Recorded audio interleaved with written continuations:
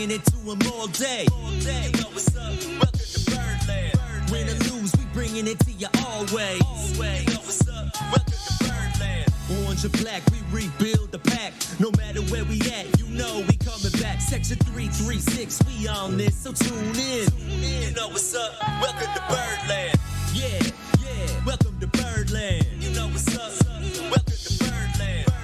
Now, here come the boys from Section 336. Ladies and gentlemen, boys and girls, Baltimore sports fans of all ages, welcome to Section 336, next generation of Baltimore sports talk. I am your endearingly stuttering host, Matt Soroka. As always, I'm joined by the button lover, Josh Soroka. Hey, Matt. How about we just do the show we were supposed to do last week when the Orioles had only lost 6 in a row? Oh, my goodness. Hey.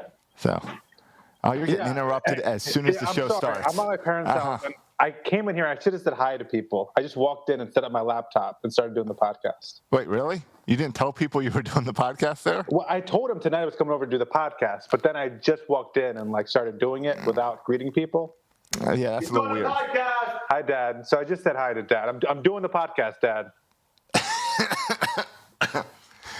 Well, that's a good setup because it's a good way to show that we missed last week. And we rarely miss 336. I think this is like our second or third missing ever. Yeah, and I'm itching, Josh, to get an update on your situation. Well, what situation?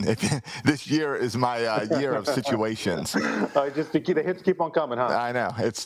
I'm looking forward to 2023 because 2021's no fun. Well, I'm recording from my parents' dining room table, so not much better for me over here either.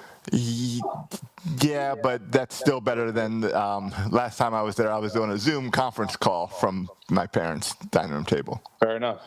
All right. So last week, you were all prepared to go. I had to cancel it because I woke up in excruciating pain. I bumped it to Tuesday. I woke up in pain on Tuesday and had to go to the emergency room and found out I had kidney stones. Yeah, that's the update I was looking for. Yeah, I assume that's the one you wanted to talk about since the other thing's not public yet. Right. So horrible pain with kidney stones every day until yesterday. Last night, I finally passed the kidney stones. So we're talking 5 days of just horrible pain. It's been horrible. I've never experienced that. All I know of kidney stones is what I've seen in Seinfeld when Kramer got a kidney stone, which he yelled pretty loud, so it sounds pretty painful. I'm sure the passing is very painful as well, right? Oh, yeah. I mean, it's the most pain I think I've ever been in. Hold on, I'm going to see if I can turn on some echo canceling to help. Does that sound a little better? Yeah, okay. Worst pain I've ever been in. Thankfully, Mandy was able to take me to the emergency room, and they gave me an IV with morphine right away before they started doing scans on me and stuff. I've never been to the emergency room either. I've never been in a hospital for myself. Yeah. So they also came out with a little credit card machine for me to pay for that visit to the hospital, which was nice. They get you while you're on the morphine. Oh, really? I thought they send a bill to your house. No, they come and say, hey, we're going to bill your insurance, but your copay is $350. Oh, yikes. And here's a credit card. Okay. Yeah, what are you going to do at that point? Exactly. It's like, whatever. Any number out there, yeah. Yep. Josh, you think the analogy is appropriate that the last 2 weeks of Orioles baseball has kind of been like all Oriole fans passing a kidney stone for the past 2 weeks? Is that appropriate? No. Kidney stone was worse. Kidney stone was worse. These 2 weeks have been pretty bad. Kidney stone's the most painful thing I've dealt with this year. Yeah. So it was no fun. So what is this? So I got the morphine. Then they sent me home the same day with a bunch of drugs, hydrocodone and something else, ibuprofen, and then some other thing. The good stuff. And I just basically would take the painkillers, fall asleep. I watched a lot of TV, so when we get to ball 4, I've got TV recommendations. Oh, crap, I got nothing. Okay. And I didn't watch a whole lot of the Orioles until maybe yesterday or Friday. Well, you haven't missed much. Well, I was in so much pain that watching the Orioles was just making it more painful. Yeah, it's just depressing. Yeah. I just couldn't deal with both. I should have probably turned on the Bay Sox feed instead. But it was they're playing good baseball. Yeah.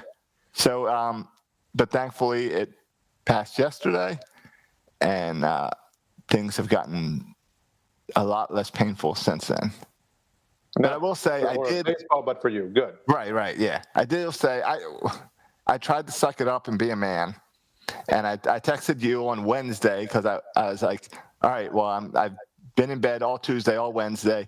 I'm getting out. I had softball playoffs on Wednesday, so I took some painkillers and went to the softball game, and I came home from that game feeling great. I said, I think I'm done with this. Yeah. And then Thursday was miserable. Yeah. And then I did the same thing on Friday, took painkillers and said, I'm going to work. I got to get out of bed. Right. And then Saturday was horrible. Yeah. So thankfully it passed Sunday night and I can move on. That's wild. All right. Yeah. So you can move on for now. Hopefully you don't get another one. Yeah, I know. That's the thing that sucks is no clue where it came from. Yep. So you're like a ticking time bomb now. Right. Yeah. Yep. But yeah, hopefully that never happens to you or any of our listeners because it was horrible. Yeah. I mean, you could commiserate. It's too bad Zany Brody isn't on anymore because he's had some experiences with that. But I feel like he always enjoys them.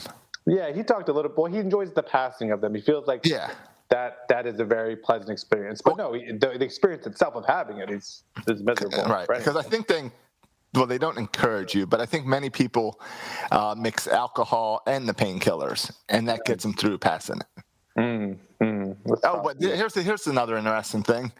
Everyone I was telling down here, whether it was work or softball teammates and stuff, they all said the same thing. Do you have passes to Disney World? And I'd be like, no, why? And they're like, well, because you need to go on Big Thunder Mountain. I'm like, what are you talking about? Apparently, everyone down here, when you get kidney stones, you go to Disney World and you ride Big Thunder Mountain. And really? I Googled it, and there's like doctors who have written papers on the internet about how Big Thunder Mountain is like designed perfectly to help you pass kidney stones. Oh, just the way it moves your body? Yeah, it's really weird. Like it bounces the perfect amount. So I'll have to get some passes for the next time. Yeah, that's crazy. So, but yeah, I mean, before kidney stones, I was great. I was ready to come on the show and tell you I took the girls to Universal Studios last weekend. Oh, yeah. And had a good time there. Their first time. So lots of cool things besides the kidney stones. Yeah, I mean, we personal front. We just put our house on the market, and we got multiple offers, and we're set to sell it tomorrow. Okay, you're accepting an offer tomorrow?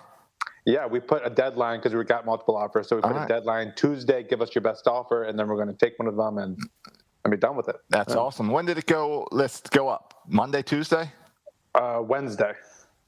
All right, so less than a week. 6 days. All right. We got our first offer on Thursday, then I think another offer on Friday, and then this weekend another offer. So yeah, they've been That's awesome. coming in. Yeah, remember, it took me 6 months to sell my house in Arnold. So I'm a little jealous. It took us less than 24 hours. 6 days. It's a different market. Yeah, I know. Totally different market. You had an offer in 24 hours. That's amazing. Yeah. So, we're happy about it. And all of them over our asking price too, which has been great. That's awesome. That's good. Yeah. What else is going on? Well, I mean, we could probably, after missing a week, we could probably cover an hour without touching the Orioles if we needed to. Yeah, but let's talk about the Orioles though, because they've been consuming more and more of my time as far as not watching the game. I mean, I've been watching the games, but just like my intellectual time spent thinking about this team has just increased the last 2 weeks as we continue to watch them lose game after game after game. It's almost harder to lose 14 straight games than to win 14 games straight. Oh my gosh, Josh! Yeah, I think it's got to be harder. The 14-game streak. We're talking historic. Right? Yeah. This is our second longest. It's the second longest losing streak this franchise has ever had since '88, right? 1988 team. Yeah, I remember that team. 0-21. That's the only time that it's been longer than this. We tied 14-game ties the very first year in our franchise, 1954, at least the first year of the franchise in Baltimore, where we lost 14 games. This ties it right? So only one other time in the history of the Orioles, and we've had some bad teams, only one other time in the history of the Orioles have we had lost more than 14 games. So this is, you're right, it's almost impressive that we've lost 14 games in a row. Right. We always talk about those miserable 14 years. We never saw anything like this. Yeah. And so it begs the question, right? You ask bigger questions. Is the Mike Elias rebuild working? Is this the low point? Right. Do we have to reevaluate our 2023 World Series? Like, it just raises a lot of questions. Can I tell you the people that irritate me? I have two sets of people who irritate me that I want to talk about. But I might too. A similar group, but I got two groups. All right. I'm going to go with the one group of the first group of people that irritate me are the guys, we're in a rebuild. We're not supposed to be good. Anyone who expected you to win games, what have you been watching? This is what it's supposed to be. That was a group I hate too. Yeah. All right, good. So we're both on the same page there. Josh, why do you hate that group? Because they're condescending. Yeah. Because you're not supposed to lose 14 straight games in a rebuild. You're not supposed to play this bad when you have Trey Mancini, Austin Hayes, Cedric Mullins, and John Means, who are all pretty much locks of your rebuild team. So you've got four guys that are supposed to be part of this future team, and you can't win one game in 2 weeks. Yeah. So yeah, that's why that group irritates me. Yeah, and you're right. It's condescending in the sense that it dismisses the Oriole fans' kind of emotions at each game and how we root for the team at each game, and like their attitude is we should lose 162 games, right? And it's a similar group of people who, and I think this is a dumb take, who say like this is all good because we could get the number one pick. Right. Now, listen, I would be happy to have the number one pick, but understand what that means. We are in year 3 of the Mike Elias rebuild. Right? Yeah. You can argue the rebuild has been 5 years, but 3 with Mike Elias. Yeah. Now, I also don't, while you're going with that, I'll just keep putting out groups that irritate me. The other group that irritates me is that this is year 2 because they try to act like last year wasn't a year. Yeah. When it's like a lot of stuff happens outside of the 162 games. Yeah. And just finishing off, people irritate me. And this is what happens, right? When the Orioles lose 14 games, pretty much every Oriole fan that I know on Twitter or in person falls into one of these categories. And I just hate them all now because I hate the Orioles and I hate what's happening. And I'm just so mad at everybody. I think I'm more upset at Oriole fans than the Orioles right now. Yeah, but that is, you're only upset about them because you're annoyed with the Orioles losing. And then you take out that anger on fans, which is fine. I do it too. But I also hate the fans who are like extremely upset and like want to fire manager Hyde and like criticize. That's my list too. Yes. Like guys, like why? Like manager Hyde at the end of the game has to choose from like Travis Lakins Jr. or Sean Armstrong. Like he's got to choose. Someone has to catch, right? And Richard Zeverino or Francisco. Right. Like someone has to do these things. Someone has to play third base. And he has to pull Paul Fry after one inning because he used Paul Fry last night too. He can't pitch literally every single game. Right. Yeah, you can't pitch Paul Fry. And so I think this reaction that you expect the Orioles to be good. And listen, we expected them to be competitive, like not lose 100 games. That's where our expectations were. But this expectation that we should be, up there competing with the AL East or whatever is a silly notion as well. So that really covers all fans, right? Because so it's fans with too high expectations and fans with no expectations. Right. Well, then you got the fans. Then you got to also throw out the fans there that say it's Peter Angelos' fault, and his team will never win until Peter Angelos is gone. Oh yeah, and there's always those guys. Right. And there was a big article about Peter Angelos a couple of weeks ago. I had ready for last week's show to discuss, but now it's old news. But those fans are always around. When we last did the show 2 weeks ago, the Orioles were 17-23. That's kind of what I expected them to be, a little below 500. What I can't figure out is the catalyst of this 14-game losing streak. Oh well, good. Because I want to name some names. Some names. The Orioles, since John Means is no hitter, have lost 21 games out of 25 or 20 out of 23 chances. They've won 2 games of the last 21 chances since the John Means no hitter. That's insane. Also, the 14-game losing streak is insane. So I do want to name some names, though. Yeah. Because the Orioles are bad. This is Yes. rebuilding. We didn't say they would make the playoffs. No one thought they'd make the playoffs. I was optimistic, thinking that they would be in the 70-plus win category. Right. And you were as well. Yeah, sure. But we're not. And I think our roster is good enough, but we're not. All right. So Well, let's name names. Let's go back and forth with names because I got guys that are frustrating me too. Let's start with the offense. Oh, okay. Good. I'll go first. Michael Franco. Yeah. All right. He sucks. Right? I mean, here's a guy, if you look at, I don't know how much you pay attention to things like WAR, but offensive WAR, because they break it down by like offensive defense in Fangraphs, offensive WAR, negative 8.7. That's the worst on the team. If you look at all the nerd stats, the wins, the weighted runs created plus 66, right? 100 as average. He's 66. His defense actually, I think, has been okay, but he's had very little power, only 5 home runs, batting average of 200. Mikel Franco, who was supposed to be brought in for his bat, right? Like we got rid of. We made room for him. We got rid of Ruiz, right? Who wasn't doing anything either, but because we thought Mikel Franco would be an offensive upgrade at third base, and he's been terrible. All right. Yeah, totally. My guy is Pedro Severino.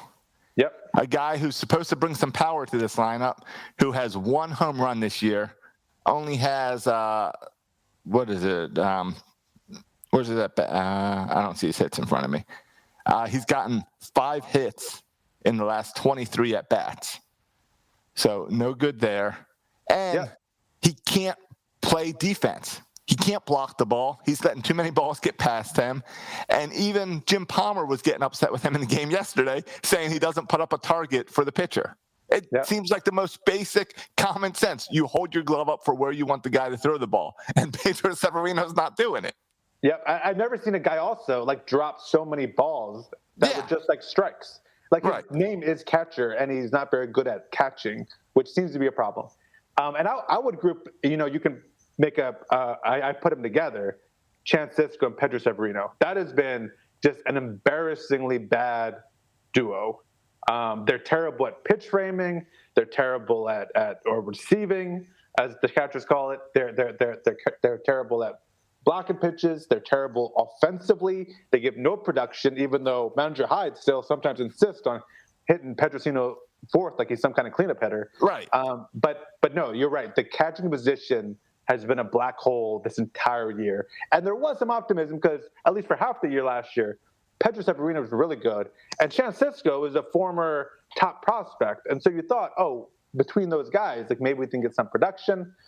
But they've both been a black hole to the point where just this past week, Austin Wynns was caught up and Chance Sisco was optioned down. Right.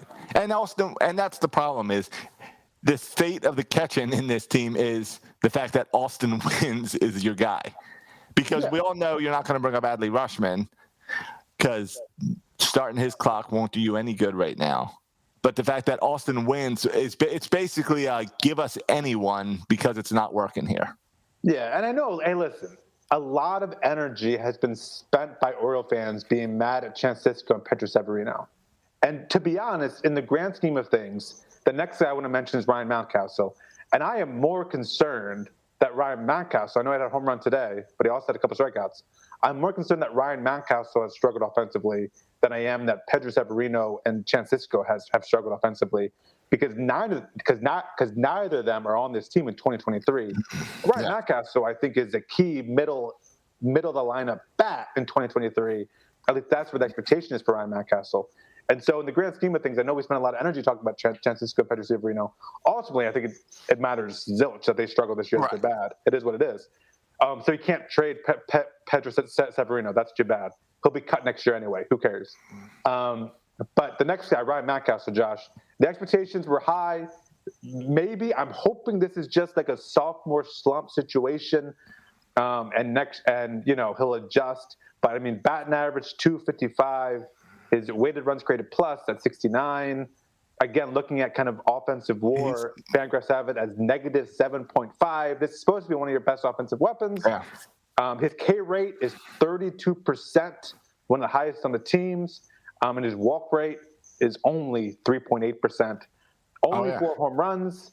It's got to be getting tempted. It's got to be getting tempted to send him down to Norfolk. Slugging 358, but that's not a power hitter. Slugging 358. No. That's bad. Nope. My next guy is DJ Stewart, because we said DJ Stewart, this was his year, this was his chance, prove to us that he is part of the future of this team. And he has been given, thanks to the injuries of Austin Hayes, which is a whole nother story and frustration if Austin Hayes is Nolan Rymel 2.0. This DJ Stewart has had plenty of opportunities, and he can't do it. He's batting 200, 5 home runs after 115 at-bats. 115 at-bats means he's played almost every game. He's played a lot of games, and he's just not gotten it. He's appeared in 40 of the, I don't know how many games he played. Right, but he's not showing you that he's a regular outfielder. He's not showing you he's a guy off the bench. He's not showing you anything that's going to be valued to this team in the future. Yeah, I think that's fair. I didn't have him on my list just because, to me, he was always kind of a borderline bubble guy. And so my expectations for him were as kind of a fifth outfielder or something, not anyone. And the only reason he's on my list is because we had him on our list at the beginning of the year as a make-or-break guy. Yeah, and he's breaking. Yes. Despite, he's been fortunate with the outfield injuries, Santander, now recently Austin Hayes. Like, he's been fortunate because, I mean, there's also, like, Ryan McKenna, too, has been extremely fortunate because injuries has let him play in the majors this long. Because Ryan McKenna is not a major league outfielder yet. Like, he needs more seasoning in the minors, but he's kind of being forced up here due to injuries and needs. Right. But, yeah, that's what I have on the offensive side. All right. Do you have anyone else offensively? No, I mean, the only good thing guy on the offensive side is Mancini. Trey Mancini has had a great offensive year, leading the league in RBIs. Can't complain. Batting 274. Can't complain about Trey Mancini. Oh yeah, I think he's not the only guy. I mean, Cedric Mullins. Cedric Mullins is also. Freddie Galvis, I think, has exceeded my expectations offensively. He's been really good, I think. Austin Hayes. Can't say anything. Yeah, outside of the past, the problem is the past 2 weeks. It's really hard to say anyone has done well. Yeah, I think Austin Hayes before the injury was good. Austin Hayes continues to show like flashes of greatness. I think he just freaking stay healthy. And Santander, since he's been back, he's been a doubles machine, and he's been playing, I think, pretty well. So I think those guys, Mullins, Mancini, Galvis, Hayes, Santander. But the problem with our offense is we're not getting runs in. Today we scored 2. Yesterday was 1. What was Saturday? Saturday were 2 games. We got 1 run and 4 runs. Yeah. Then we got 1 run, 2 runs, 4 runs, 3 runs, 5 runs last Sunday, 9 runs last Saturday, 2, 1, 7, 6. So most of those are 1-2 run games, which is miserable. Oh, sure. Well, the guys, I mean, I only mentioned we have 5 guys who are contributing offensively in a positive way. Right. And one of those guys, Austin Hayes, is injured. Trey Mancini, I think, missed a couple games in there. Yep. And so that leaves us, 3 guys left who are offensive contributors. Yes. And you have a lineup of 9 guys. And so you can't win many games. We need 3 guys producing out of 9. We need to cram those 3 guys to slots 1, 2, and 3. So at least maybe they can knock each other in. Yeah, and to the fans who say it doesn't matter, I would agree with you in like Chance Sisco and Pedro Severino, it doesn't matter.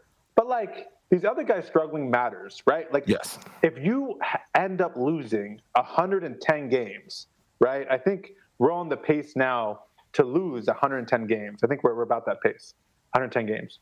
And if we do that, if we lose 110 games, it means that players on your team are struggling. Like Ryan Mountcastle, it's not like our team is full of veterans who don't care how they play. We have some young players on this team who aren't performing. It means Austin Hayes can't stay healthy. It means Ryan Mountcastle is having a terrible year. It means you can't trade Franco or Severino. Right. There are consequences from being the worst team in baseball. Also, just one more point about teams who want to tank for the number 1 pick. Having one great player, with that number 1 pick, doesn't guarantee you're good, right? If we call up Adley Rutschman, we don't immediately become like a playoff team. You just look at, like, the Angels scare the heck out of me because the Angels are a reminder about how hard it is to win in the major leagues. Because they got Trout, they've got Ohtani. They literally have the best player in baseball, and they also have one of the best pitchers and offensive weapons in Ohtani, the likes of which baseball has never seen before, and they still aren't even sniffing the playoffs. And I know Trout's hurt now, but even when Trout was healthy, they were sniffing the playoffs. So it takes the whole squad, so you can get the number one pick. And what also is the fact, I think some NFL fans think like you tank for Trevor Lawrence, and then all of a sudden you're 500. If you get the number one pick, I think next year there's this high school kid everybody loves. That means you draft him, and in 5 years he might be ready for the majors. Right. And again, like with baseball, you need a team. Like just one guy doesn't make or break a team. Like you need a whole squad. And if you're playing poorly, it means all the guys in the majors, or a lot of them, are not playing as well as you would hope. And that's a bad thing because you're not going to just click a switch and call up all of Aberdeen to the Orioles and all of a sudden you're a competitive team. No, it has to go in stages. You almost never see a team. Like, when do you see a team go from 100 losses to 100 wins over a season? You never see it. No. Right? Because it takes years to do this. And the goal is to incrementally improve. And that's what I thought last year. We had a winning percentage of 400. We went 20, as small sample size, 25 and 35. But we had a winning percentage of 400, right? And you look at the winning percentages, Josh. In 2018, sorry for going to this rant. In 2018, the year before Michael Elias got here, we had a winning percentage of 290. Can you imagine? This year, our winning percentage is 315. We were worse in 2018. We lost 115 games in 2018, a winning percentage of 290. Next year, Michael Elias enters, so we go up to 333 in our winning percentage. Still lost 108 games, but kind of improving. Then next year, 2020, winning percentage of 400, 25 and 35, winning percentage of 400. That's why I thought this year, if we could reach that 400 winning percentage again, like we could continue kind of to build and maybe even creep above the 400 winning percentage, it would be kind of a step in the right direction. But this year so far, our winning percentage is 315. So it feels a little bit like a step backwards compared to the last few seasons. Totally. And I'll tell you, I know you want to talk pitching. Yeah, because I got some pitching guys I want to call out too. And so here's real quick. Here's something that scares me about pitching.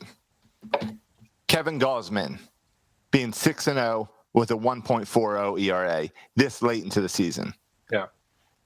That brings it back to that whole Baltimore cannot develop pitchers, which I get it. We've got John Means right now, and John Means still pitches great, even with no help from the rest of the team.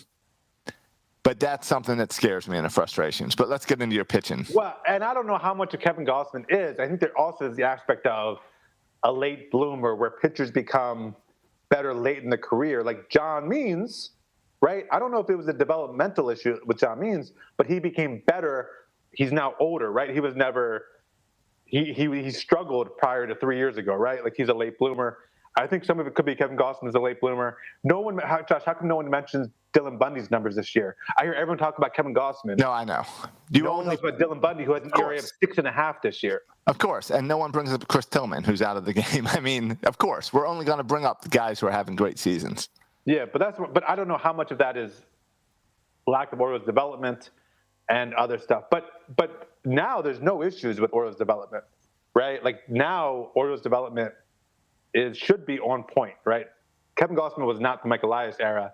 We have part of Michael Elias is improving all that development aspects. And I think we are. I don't want to talk all day about the minors but there's a ton of optimism. Right. In and we'll get to that. And the single A teams. Right. This just isn't the week for that. Yeah, we'll talk about that later. Right. But I'm too mad about losing 14 straight games to talk about Jordan Westbrook's promotion, which is pretty cool. But no, so let's talk about pitchers, Josh. Okay. Where do you want to go? Can I just make a general comment first about starters? All right. I thought you were going on the opposite end, but okay, starters. Where do you think I was going? I thought you were going to bring up Valdez, bring Mr. Dead Fish up. No, he's not on my list. He's not on your list? Not on my list at all. Okay. No, Josh, the Orioles have John Means, who has one of the best ERAs in all of baseball as a starter. Can't believe John Means is on your list. He has an ERA. He's not on my list. Got here. He has an ERA of 2, right? Yep. Yeah. One of the best pitchers in baseball. Despite having one of the starters with the best ERA in all of baseball, our team starter ERA is dead last in all of baseball. Yes. Isn't that amazing? It's we have crazy. one of the best starters in baseball with one of the lowest ERAs in baseball. Yet as a team, our ERA is 5.44, dead last in all of baseball. And if you look at like batting average against, WHIP, kind of all those stats, dead last. Wins, John Means has 4 wins. Our starters combined have 9. So the other 4 starters outside of John Means, and sometimes 5 when he gets the extra day's rest, have a combined 5 wins. John Means has 4 wins. Right. It's remarkable to me how and we've also starters have been. Right. Yeah. That's that. Yeah. Those other 5 wins are divided among 6 people, basically. Yeah. So take your pick, right? Matt Harvey. Matt Harvey started off pretty well, but has been terrible lately. Yes. Jorge Lopez, who had a good start today, but in general, 1 run, 6 innings today. Yeah, the first time he's ever able to pass the 5th inning. Like, congratulations, Jorge Lopez, for passing the freaking 5th inning. Yep. Aiken, not really showing much. There's a whole group. I mean, there's a whole group of like young pitchers that I thought like one of these guys would kind of take the reins. I know Bruce Zimmerman has had a great spring training and kind of good start. His ERA is over 5. Dean Kramer, who had a good year last year, we thought he'd put him this year. His ERA is around 7. Matt Harvey, as I mentioned, ERA is around 7. Right. Jorge Lopez's ERA is around 6. And the younger guys that you thought might step up, Zach Lothar, Alex Wells, whether it's in AAA or the majors, haven't been pitching well either. So our starting, you thought you had all these young pitchers, some of them would emerge with Alex Wells or Zach Lothar, or Bruce Zimmerman, but they've all struggled no matter where they've pitched. And that's been a huge disappointment and a big reason why the Orioles are playing worse than I thought they would be playing. Yeah, because we expected the pitching to at least be average, not total straight crap. Yeah, I didn't expect Dean Kramer to have an ERA of 7, right? No. I didn't expect Jorge. Well, I don't know Jorge Lopez, but whoever else is that guy. Zimmerman. Matt Harvey. I didn't expect him to still be on the team with his ERA of 7. Right. No, but at this point, high 4s. He's still pitching. Yeah, high 4s. He's still pitching because no one else in AAA is pitching well either. So what are you gonna do? It doesn't matter. There's no upgrades to be had there. So our starting pitching in general, but specifically Dean Kramer, Matt Harvey, Jorge Lopez, anyone else you want to throw in there have been bad this year. Yeah, totally. I mean, starting pitching has been bad, and I think the bullpen. The main problem with the bullpen is they're just worn out. They're out there so much.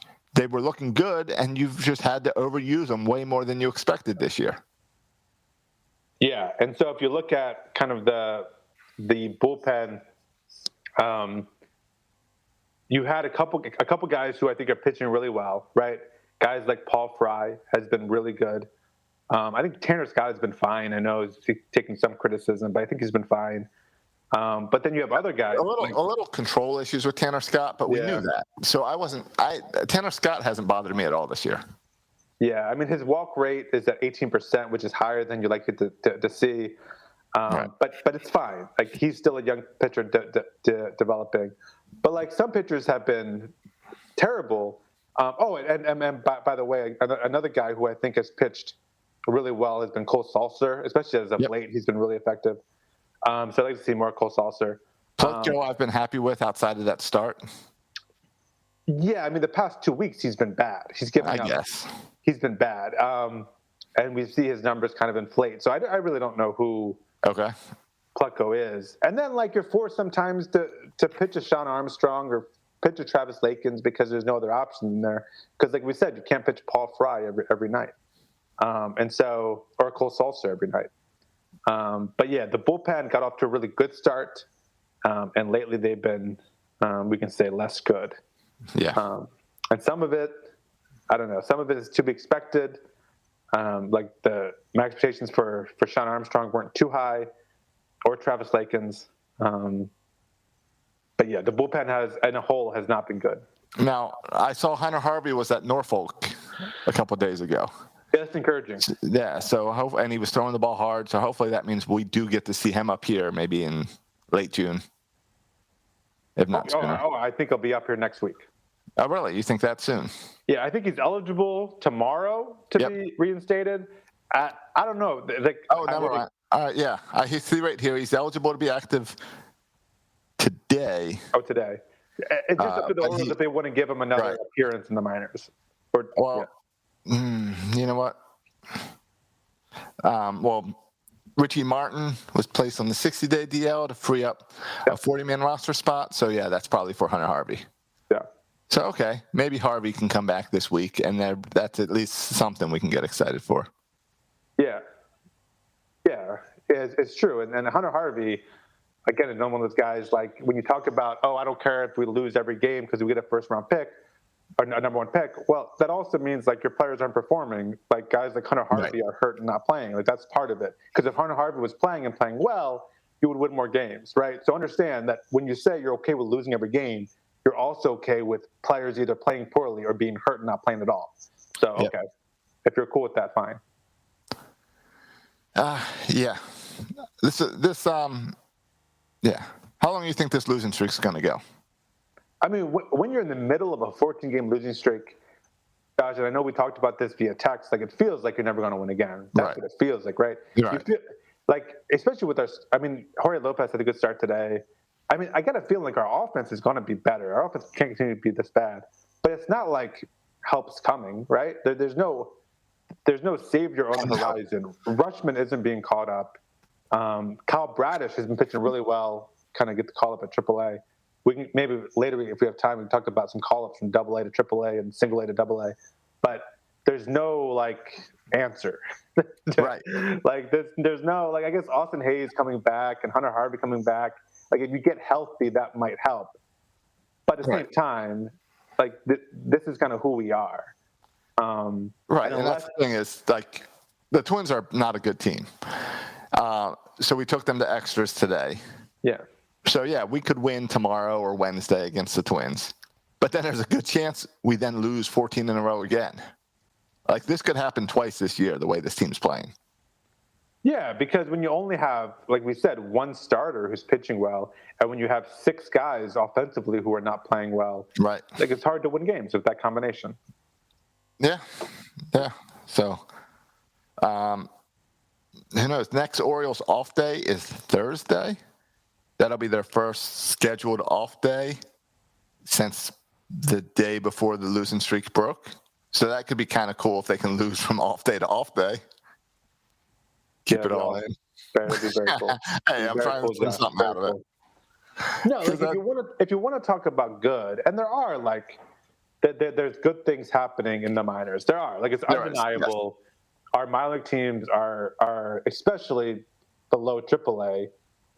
Dominating. Rutschman crushed it yesterday in a doubleheader in Bowie, going 5 for 6 with 2 3-run home runs. Yeah, I think it was 6 for 7 with a walk and 2 3-run dongs. It's ridiculous. Yeah, that's exciting. Yeah, and if you look at the stats on Adley Rutschman, he's at the top of the league as far as on base percentage, as far as kind of OPS, as far as he should be. As far as not WAR, I don't know if they keep the WAR stat in minor leagues, but in most offensive category stats, he's top 10 in all of AA. Right. And so that's a good sign. I saw Mike Elias said the other day that normally, he kind of would like to develop players slowly, but this past week just in the past week we saw. Jordan Westberg promoted, who was playing really well at low single A. We saw Kyle Bradish. Boys and girls, if you don't know the name Kyle Bradish, I know we talk a lot about Oriole pitching prospects, Grayson Rodriguez and DL Hall. If you don't know Kyle Bradish, you need to know him. He's a guy who Matt Blood said in the offseason, that Kyle Bradish is right below Grayson Rodriguez and DL Hall, right? And he's our 12th ranked prospect, but if you were redoing it, I bet now he's our 6th ranked prospect. Okay. He was unhittable at Bowie, and then about a week ago, they called him up to AAA, He's pitched 2 games at AAA, pitched really well his last start at AAA. So Kyle Bradish is the closest starting pitcher that I think could be a real impact pitcher. I don't think You we'll think see him this year. You think he's closer than Grayson Rodriguez? I guess Grayson Rodriguez got promoted this week to Bowie, so clearly this guy's older. Yeah, and Kyle and Bradish, Grayson killed it when he got promoted. 9 strikeouts in the game. He did. Grayson Rodriguez was so dominant in single A. And there was a quote by Mike Elias that said that normally he likes to develop players slowly, but because of last year, they had a whole year off, right? And so you had no data to go with for that whole last year. And so this year he says, here's this quote. I just pulled up this quote. He said, here's Mike Elias. Mike Elias said, normally a month of minor league play you take with a grain of salt. But this is the real data that we've gotten on some of these guys. But this is the first real data that we've gotten on some of these guys in well over a year. And we've got to react to it probably a little more aggressive than we would otherwise. And that's why you've seen the promotion of Grayson Rodriguez, Jordan Westbrook, Kyle Bradish, J.D. Mundy, Johnny Reiser, Blaine Knight, Joey Ortiz. Yes. All these guys are prospects. And they all went up to the next level of the minor leagues in the past week. Right, because it's what we've talked about on here. Just because there was no minor league baseball last year didn't mean these guys were sitting at home eating Twinkies and playing video games for an entire year. Well, and some of them maybe. All right, not some of them maybe. Yeah. But the top guys who really this is going to be a career for them and they're going to make it in the majors, they were working out every day still. They were doing their own workouts. They were preparing for this as if they had a season last year. Yeah, and so the team to watch right now is the Bowie Bay Sox, right? Because they have Grayson Rodriguez and DL Hall are 2 top pitching prospects, along with their overall number 1 prospect in Adley Rutschman. And what you're also seeing, Josh, and this is why I think it's so important that single A, Norfolk hasn't played that well, but the lower levels have played well. And I think why that's important is because all the lower level guys are Mike Elias guys, right? You don't see very many Mike Elias guys in AAA because he's only been here, right? Because he didn't have a minor league season last year. And Mike Elias just got here in 2019, right? And then he got in 2000. So he drafted for 2019, no 2020 minor league season, and now it's this minor league season. And so a lot of these players have only played either nothing or a year of minor league baseball, right? And so all the guys you see in Aberdeen and Delmarva and Bowie are Mike Elias guys. And so you see Mike Elias guys playing really well. And so I think that's super encouraging. It's just how long will it take these guys to get up to the majors, and how much of it, which each level will they continue to perform at a high level, and which prospects will take steps back. So not all of them will be studs in the majors. So how many guys will continue to play well as they go through these minor league stages, and how fast will they get there? That's the questions we're asking ourselves. Do you know much about this Joseph Ortiz guy that just got promoted up to Bowie in the past week? I know he goes by Joey Ortiz. I know he's our 30th ranked prospect. Okay. Yeah, I mean, he's a second baseman, which seems like a hole we have. And I know we drafted him in 2019, but he was crushing it in Aberdeen and kind of forced his way off that team to be moved to Bowie. Yeah. I mean, if you look at, I know like middle infield has been just the whole infield has been a problem with the Orioles. Yes. If you look at what's happening in Delmarva, they have one of the most amazing infields you'll ever see with Gunnar Henderson. Love me, Gunnar. Anthony Servideo, who just like, if you want to have some fun, fans, just look at the walk numbers on Anthony Servideo. It's like mind-boggling how many times this guy walks. And then the guy who was just promoted, Jordan Westbrook, who was playing better than anybody. He was taken at the end of the first round in last year's draft. Jordan Westbrook with the Orioles' overall second pick. After the guy who can't see the field, Hurston Kerstedt. But Jordan Westbrook seems to be, he was way too good for single A. So, I think we're really high on him. So there are some good middle infielders in the lower levels of the minors. That shortstop over in Bowie is pretty good too. Caden Grenier. Oh, he's been hot lately. He's been having a great season.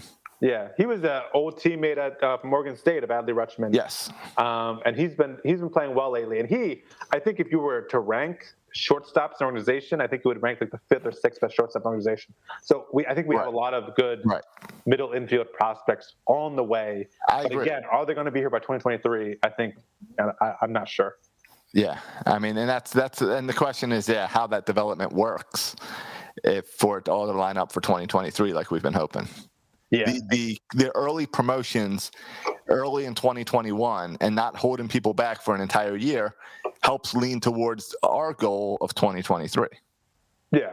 I mean, and if you look at starting pitching, for example, okay, I think it's fair to say that Jorge Lopez, Mark Harvey, even Dean Kramer, even Keegan Aiken will be replaced by this new wave of young pitchers. Yeah. So the question is, when will DL Hall, Grace Rodriguez, Kyle Bradish, when will this kind of wave, I think these are the three top pitchers, when will they arrive here?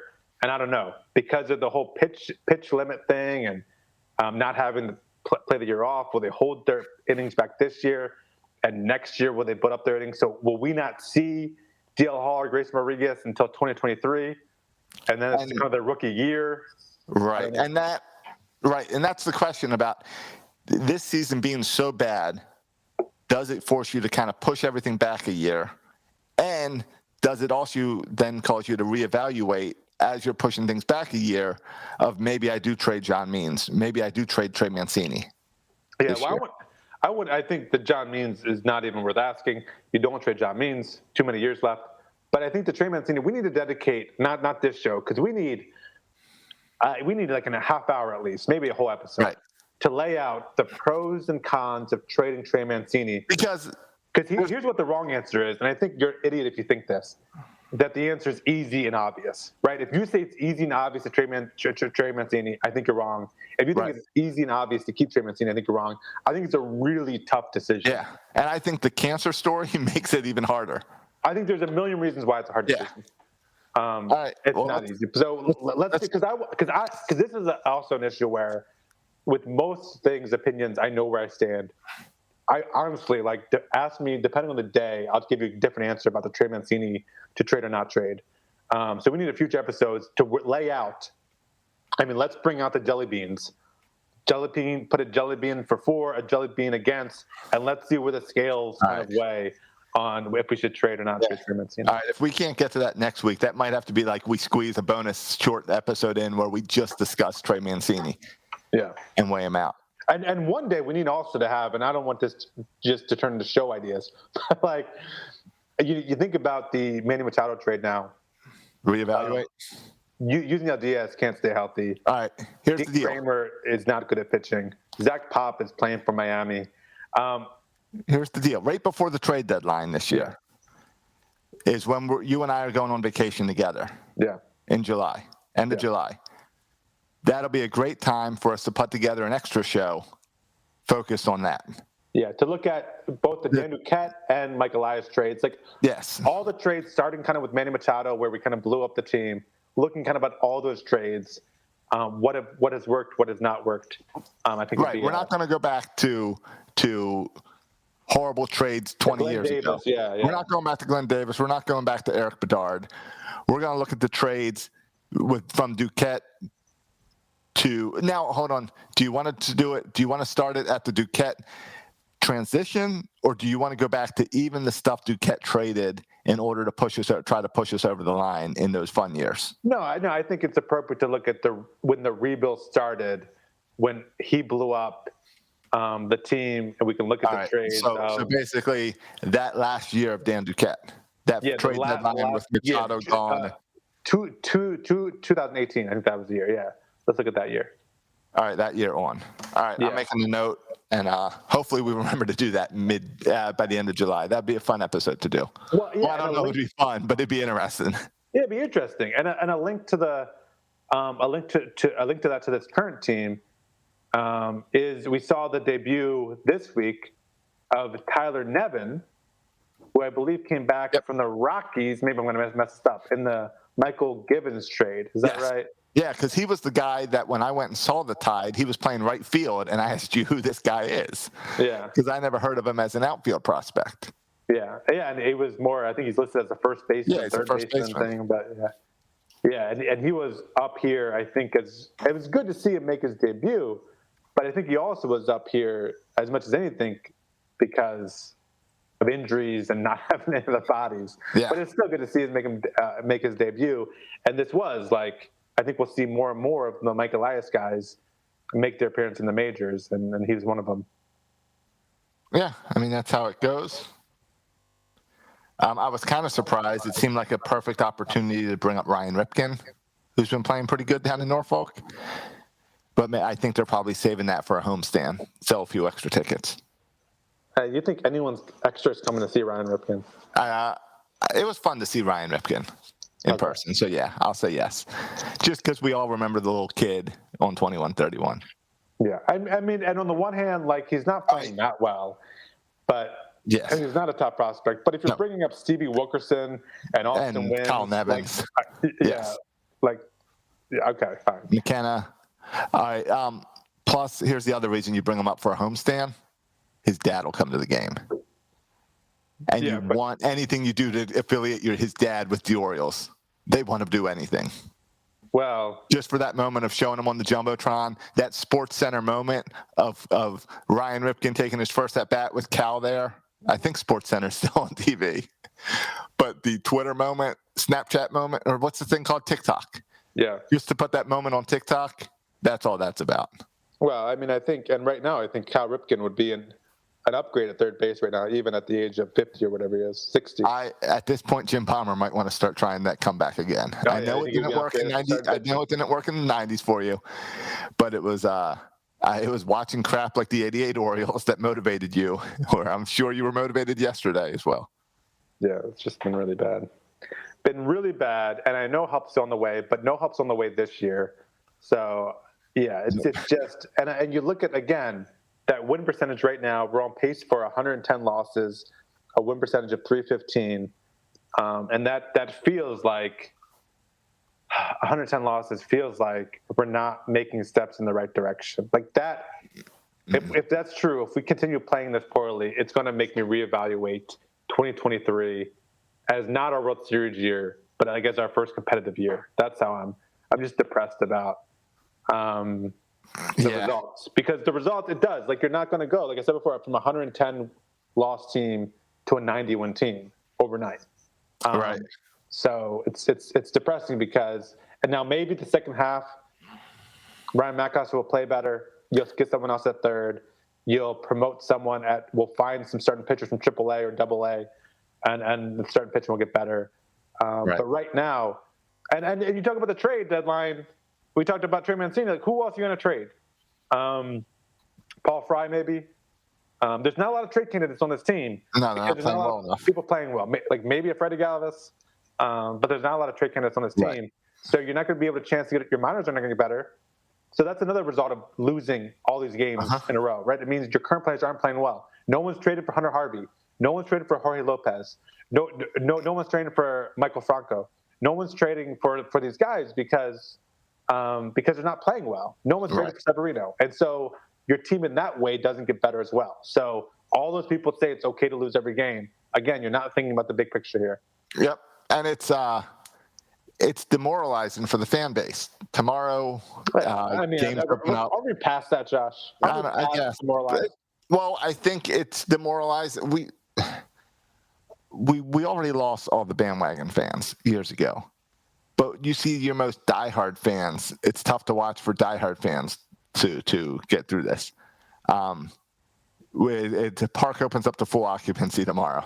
I think that's funny. I think tomorrow's going to be a smaller crowd than we had today. Today was at 10,000 sellout. Birdland tonight, I've been having a lot of trouble getting people to host it because the most diehard guys are worn out watching this team anymore. If we were winning, you would not have a hard time getting hosts. I guarantee you that. Exactly. If we were winning, everyone was on it. Hopefully, Birdland tonight's been out for about a week, I think. Hopefully, I'll be bringing it back tomorrow night. Now that I'm feeling a little better. It is. Like, it's literally hard to watch a 9-inning game with this team right now. It's hard to watch. Yeah. That's a good point. Might have to starting Birdland tonight around the 6th inning. About the time we give up. Yeah. I might try that tomorrow. And I don't know. And there's who's the next prospect we can be excited about joining the Orioles? I mean, if you're talking about Ryan Ripken, that's no. There's no prospect to be excited about until Adley next year. Yeah, it feels like because at this point, there's no point to bring up Adley. All that hope I had that we might see Adley by the beginning of July, that was based on that team playing like that 17-23 team, a little below 500. Yep. When you're on pace for 110, you're not going to do that. Yep, I see. Yeah, and I'm curious to see, right, when he's promoted to AAA. But now I think the best we can hope for is maybe you give him a cup of coffee in September just to experience right. it. It's almost like send guys like Mountcastle and Mullins down because I don't want my future players to learn how to lose. And I have a whole bunch of losers in this clubhouse right now. Yeah, but again, if you go to Bowie, Bowie literally has the best record in all the minor leagues, all levels. Yeah. So they know how to win in Bowie, Josh. Yeah, I know. And I think when you have Grayson Rodriguez and DL Hall and Adley Rutschman, I think you learn to win pretty quick. You know what they should do? Thursday's an off day. Great players, you learn to win pretty quick. Thursday's an off day. I think they should if this losing streak is still going on, force the entire 26-man roster down to Bowie to watch the Bay Sox. So this is what winning looks like. Well, I posed this question on Twitter. I know where you're going. And this is a legit question I posted on Twitter. Josh, what do you think? A legit question. Oh, yeah, I got an answer. Who would win? Let's make it a 7-game series. A 7-game series, all the Oriole prospects, like pick your prospect all-stars. Make 7 games is a long series. A rotation after, let's say that's like a World Series, whatever. Like all right, fine. Just so you can go through all the starting pitchers. A 7-game series versus the current Oriole squad or the prospect all-stars. Not even Bowie. All your best prospects. I'll give you just Bowie straight. Bowie will beat the Orioles. Yeah, because winning is contagious. Winning builds on it. You're having fun playing when you're winning. This team is not having fun playing. The better guys are all pressing too hard. This team sucks. The Bay Sox would beat this team, no problem. Heads up. I think if you look, 5-6 years down the road, you'll find out there's just more talent at Bowie, maybe, than there are on the Major League squad, right? Like, how many All-Stars are there on this current team? John Means and Trey Mancini.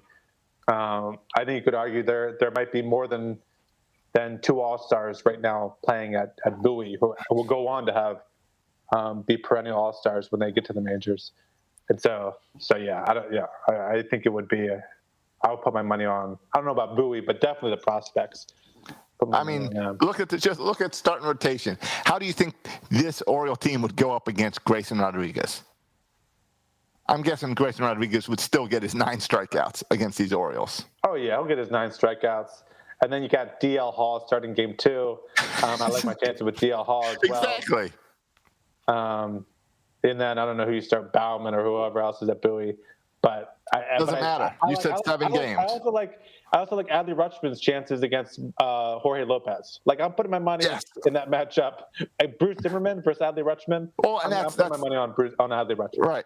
That's the thing. You mentioned 7 games. Well, if it's a 7-game match, 4 of those games are being pitched by Grayson Rodriguez and DL Hall. That's my 4 wins. They're guaranteed wins right there. Hey, I think John Means could outpitch anybody on the board. Sure. Fine. So the Orioles will get 2 wins with John Means. Yeah. All right. So John Means gets 2 wins. DL Hall gets 2 wins. Grayson Rodriguez gets 2 wins. Yeah. There you go. We win 4-2. Bowie wins. Yeah. So all that to say, like, that is encouraging that the Bowie has the best record in all of baseball, but it means they won't be here this year. They'll probably be here next year, right? I think we could see some of those guys next year. Yeah, totally. And that's the exciting Pitchers are weird with the innings, but I think Rutschman next year. Yeah. Right? Too bad this isn't a 60-game season. So we can just be like, all right, it's over. Let's go to next year. But yeah, like a 60-game major league season, a full minor league season. Like let's watch all the minor leagues. Yes. But let's cut the major league season short. Right. I'm with you there. It's been painful, but I do think, I don't know. I was going to say I think there are some signs that things could get better, but I don't see them happening immediately. So again, I don't know how fast these guys are going to move up the ranks. But again, it's encouraging that Mike Elias has quickly, even with a month of minor league baseball, has just promoted so many guys, right? That hopefully that continues throughout the season, that guys get promoted quickly, because that means they'll be one step closer to helping the Major League squad. Yeah, I hope next year, this is what I'm hoping next year. We're already looking at next year, 50 games in. All right. I'm hoping next year there's this influx of young players. I hope we see that because we're not seeing it I hope this so. year. No, and there's no point to bringing it up this year. So Oh, yeah, they're too far away. They're not ready, right? They're not ready. And the guys you thought might be ready, like Yusniel Diaz, he's been hurt. Yeah. Jahmai Jones, he's been hurt. Richie Martin, as you mentioned, just won the 60-day. Yeah, 60-day. So it's been unfortunate. The injuries has also been unfortunate, especially at the AAA level. Yep. Okay. I'm sorry. We talked so much. Do we have time for ball 4? We can do a little ball 4. Okay. I really don't have anything, so you can go first. All right. Well, like I said, with the kidney stones, I watched a bunch of TV this week. First one up, I watched a movie I've been checking out all the different streaming programs, and I watched a movie on, I think it was on Hulu, called Boss Level, with Mel Gibson in it. And it's basically just your typical action movie with a guy that's got to go around and kill a bunch of guys. But he's in like a video game setting where every time he dies, his day restarts. So he's got to kill everyone and get to the end. Okay. So it was pretty good. I enjoyed that. Now, grant this, all my recommendations for today, I have been on heavy painkillers when watching these shows. Yeah, you're high. Okay. But I enjoyed that one. That sounds like a good show to watch when you're on drugs. Yeah, it was good. I'll do 2 job-related ball 4s real quick, since I've applied to a ton of jobs. Okay. This is not recommendations. These are things not to do if you're looking for an employer or an employee, a potential employee. You know what I hate? You know what's the worst, Josh? When you apply for a job, they have you submit your CV, your resume, and then after you submit your resume, they make you go online and fill out a form where you have to fill out each box for your prior job experience, teaching experience, when all that information's in the CV and the resume. I just spent an hour filling out this stupid form where all the information's right there in the resume.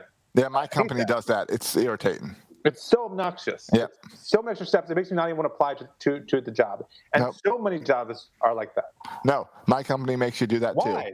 And if you fill that out first, then I tell you to send me your resume. Yeah. It's crazy. I don't know why. It's not my rule, but yeah. Lots of businesses do that. That's my fault too. All right, I watched The Hunt for the Skinwalker or something like that. Oh. Over on Amazon Prime. Bringing this up because have you seen this yet, Matt? No. All right. Is that George Knapp? Is he doing that? Yeah, George. This is a movie that. So this is a movie that George Knapp went and took a bunch of footage in like the 80s and 90s. Yes. And it's all old footage that the old owners of the ranch shut down and wouldn't let him release. And now he's got permission to release it all. Oh. So he's put it all together into a modern documentary.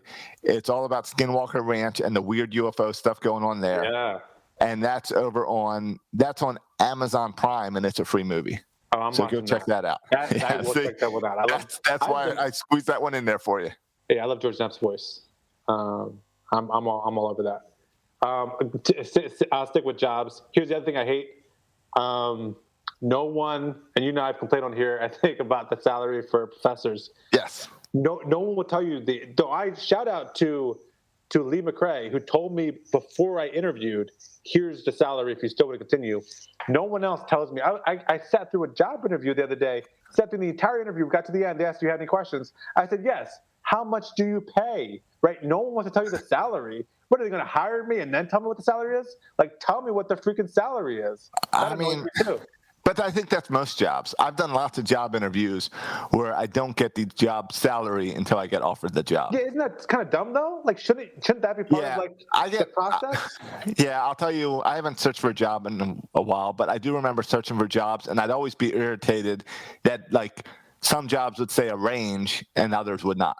At least give me the range so I know whether or not it's worth sending me the resume. Because they assume I'm going to take the job no matter what. Like, I'll take it. Well, no, the salary matters to me.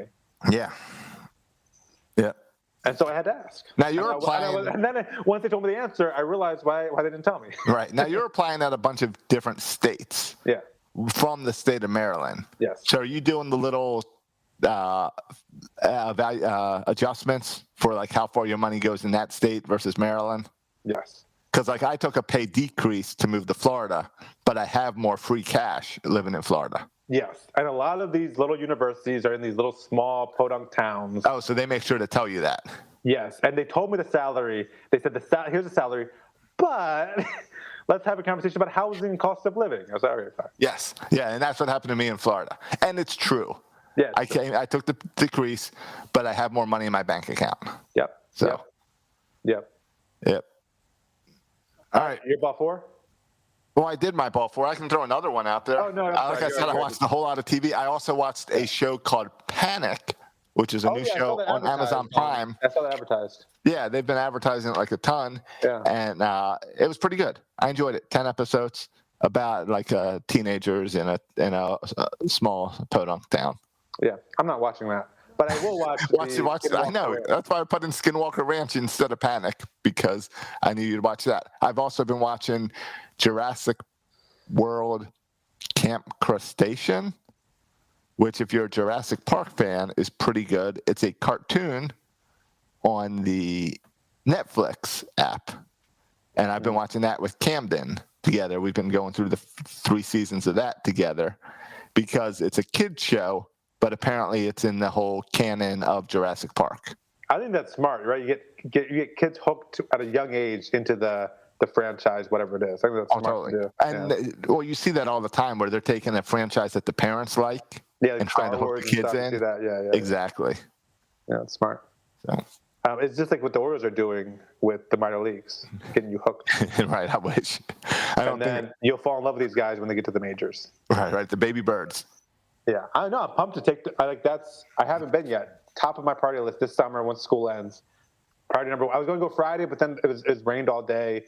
They ended up playing anyway.